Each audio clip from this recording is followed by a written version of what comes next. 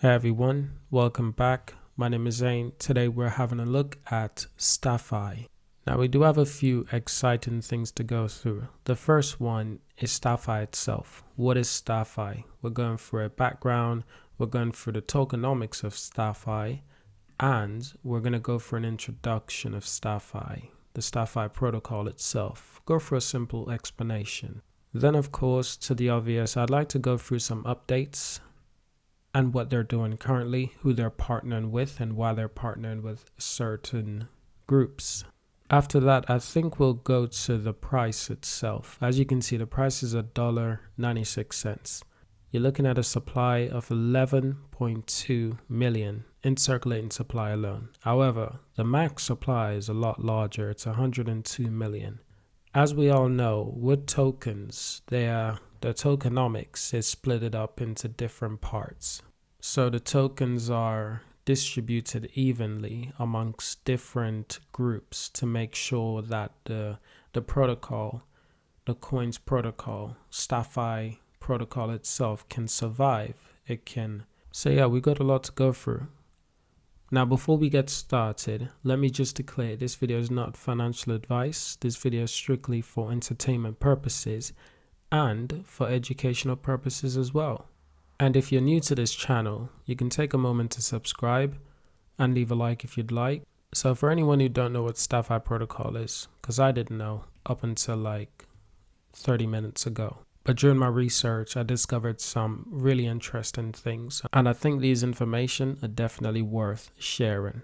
So, StaFi protocol is the first decentralized protocol that's unlocking liquidity of stake assets.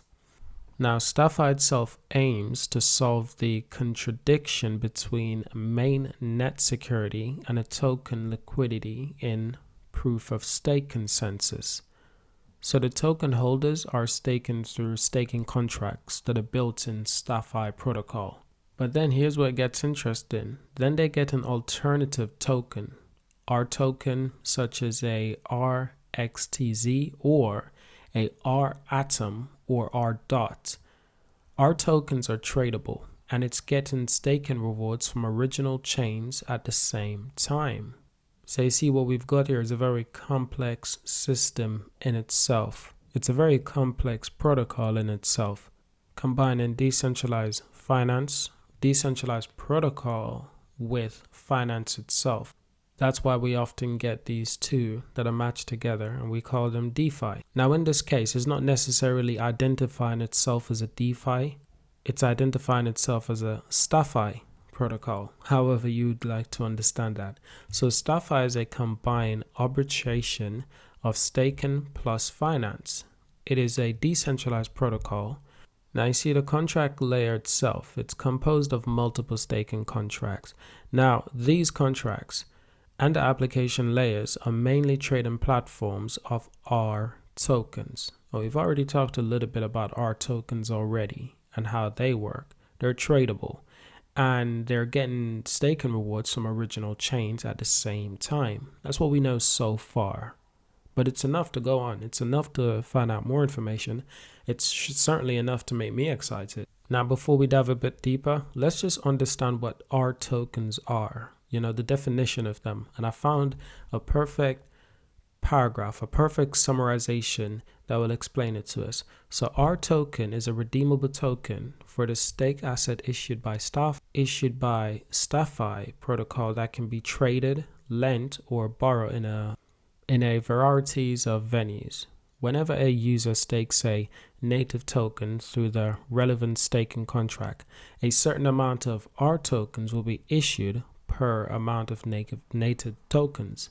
Per amount of the native tokens stake in the staking contract and the real-time exchanges rate for the R token. So the exchange rate for the R token will gradually increase as staking rewards for the native token accumulates. And so we will amount for a native token that can be redeemed. So in basic terms, that's the definition of R token. But why? Why choose R token? Why even create such a thing? And I've got another kindly suggested paragraph to explain this to us. So the liquidity issued of stake assets has been driving force for development of R token solutions.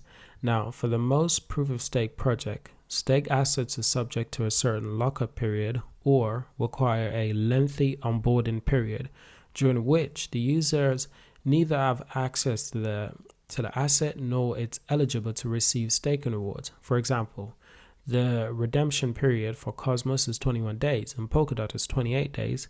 StaFi, on the other hand, is only 14 days. Now that's a bargain.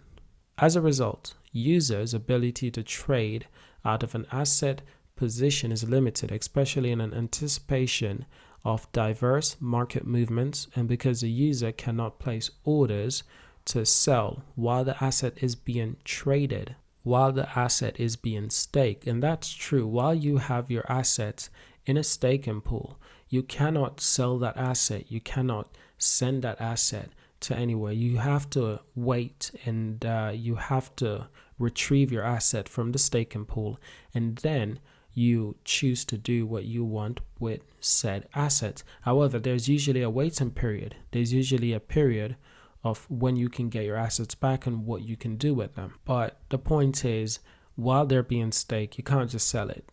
That's not how it works. It's locked up in a smart contract, and you're obligated to follow the rules of said contracts. So now that we've went through that, we understand a little bit about our tokens themselves. Now we can go into a bit more introduction. We went through a welcome stage of StaFi. Now we can go for a proper introduction. So a protocol of StaFi is created by Substrate and adopts nominated proof of stake, which completes staking by setting up staking contracts in the upper layer to communicate with public chains. Now the staking process is immune to StaFi contracts. For the latter act as the account booked during staking. Tokens staked through contracts will be written in the contracts and finally be locked up on the original chain. Now, in order to maintain StaFi protocol, StaFi validators, SV, and StaFi special validators, SSVs, are essentials. Now, SVs are responsible for security of the whole protocol, while SSVs guarantee the safety of all staking contracts under the protocol framework.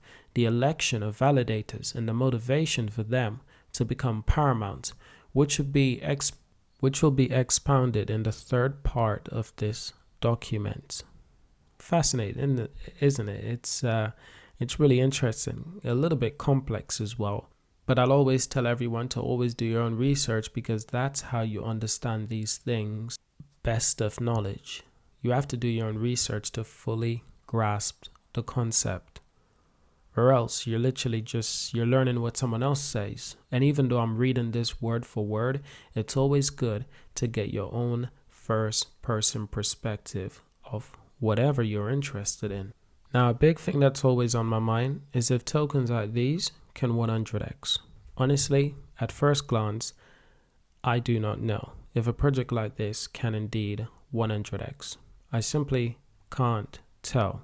And get a few indications of where this project is going. So far, based on what I'm hearing from the project, it's definitely a valid project, in my opinion. It's definitely valid.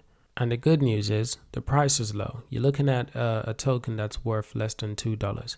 But even more uniquely is the circulating supply. It's extremely low at 11 million. And even the max supply is still low. It's 102 million, but that's still low in perspective to other tokens that are worth that have circulating supply well over $1 billion. So naturally, around 100 million is actually quite generous. Not to mention circulating supply is even much smaller. That's like 10% of the entire supply.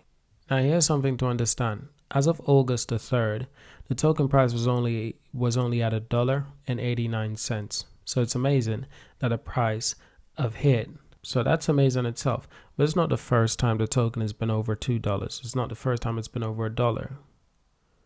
Earlier this year, when all crypto was doing extremely well, StaFi protocol is also doing extremely well as well. You're looking at over $4.36 per token as of March the 19th this year. But what exactly has happened recently? You can see for yourself that the price has clearly shot up, but not gradually. Definitely not gradually. It seemed to have done this in a very short period of time. I'm talking like 1 day, 2 days, 3 days at the most.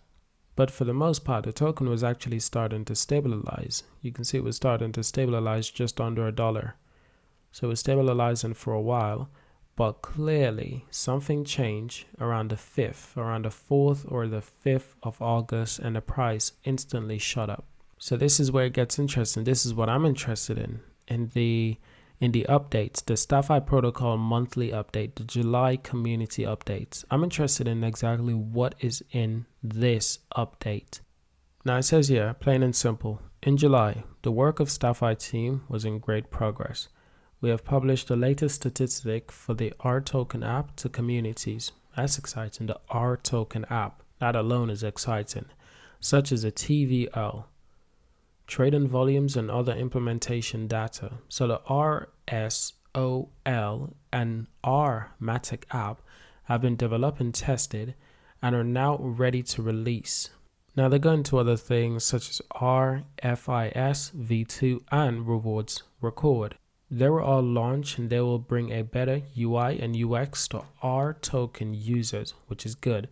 People obviously want a good user experience. Whatever people are using, they want a good user experience. You know, they want it to look good and they also want it to feel good. They want it to make sense if it's a website or an app. That's essential for human beings. Now, besides, our ETH app mobile have been integrated into IM token wallet. As for the security, we cooperated with Tidal to open the insurance pool for StaFi, R ETH, and R Bridge contracts. So what is this? What is R ETH? Now on July the 7th, there's around 10 million USDT assets in Yearn Finance. Volute. Now welcome to deposit ETH or the CRV RETH in Yearn's CRV RETH wallet APR of around 9.2%. So it goes on into some more technical analysis, which isn't usually important to people, but what is important is a community building update. So it's hard to say which of these are responsible for the huge spike in price recently. Now, for sure, it could have something to do with Polygon itself, Polygon-matic. So StaFi was honored to win the grant from Polygon Foundation, and first well-structured and easy-to-use platform for Ethereum scaling and infrastructure development. So this fund will be used for research and development for R-matic, and the Polygon network liquidity staking solution provided by StaFi. Moreover, Polygon Foundation will also give the technique and adoption support for R-matic, thanks to Polygon's recognition for StaFi and R-matic. And in terms of their latest news, that's Tidal launch with StaFi insurance pool on its platform, which is huge as well. But this was around the end of July as well. So lots of good news were coming out of StaFi protocol around the end of July. But most importantly was exactly all of the updates that came out around July, around August the 2nd. I think this definitely helps to send the price up quite a lot because there's a handful of important information. So is 100x in the picture from the current price? Well, most definite, but it's a long way ahead. We're talking like 3 to 5 years away. As a cryptocurrency, as a protocol, it has to be competitive. You got to remember, every day people are creating new cryptocurrencies who are competing for the same thing in the same space. So it has to be competitive at a certain rate. So that's what I hope to see in the future from StaFi. But they're doing good things, and I'd like to see them continue doing these things. And I think as long as they do that, then we'll definitely be seeing some positive numbers coming from StaFi in the future. So thank you for watching this video. Subscribe, and of course, I'll see you in the next video.